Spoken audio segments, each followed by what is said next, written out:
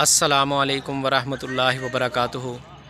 मैं कामरान अली अनमोल फीड मिल रहीम यार ख़ान से आप सब दोस्तों से मुखातिब हूँ। ये गाड़ी जी माशाल्लाह से जी लाहौर शहर जाने के लिए लोड हो रही है। लड़के गाड़ी लोड कर रहे हैं माशाल्लाह से। अभी कुछ ही देर में ये गाड़ी लोड हो जाएगी और लाहौर की तरफ रवाना हो जाएगी। लाहौर में हमारे मुअज़्ज़ज़ कस्टमर जनाब सैयद आसिफ़ अली शाह साहब, उनका ये माशाल्लाह से माल लोड हो रहा है।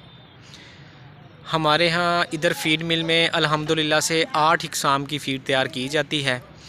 Milking plus feed, milking super plus feed, कुर्बानी feed, fattening feed, grower feed, calf starter feed और बकरा फ़ीड। और ये तमाम फ़ीड अल्हम्दुलिल्लाह से जी साफ़ सुथरी और मयारी अशिया से तैयार की जाती हैं ताकि जानवरों की सेहत में बेहतरी आए। हमारा नारा जी किसान की तरक्की पाकिस्तान की तरक्की है।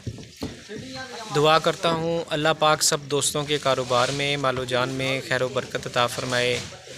दुआओं में याद रखिएगा जी। अल्लाह हाफ़िज़।